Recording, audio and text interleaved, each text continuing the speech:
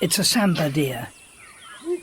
She partially throttles her victim, but doesn't kill it. She will use this one to give a lesson to her cub. The mother leaves him to get on with it, but he is not quite sure what to do. The throttle hold is one of the most important things he has to learn, and he's making a good start.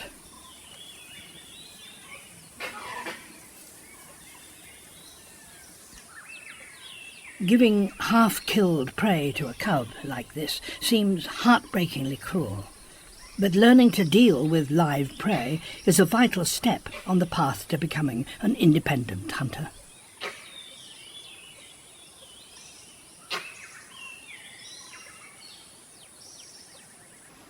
The mother has returned to find the other cubs.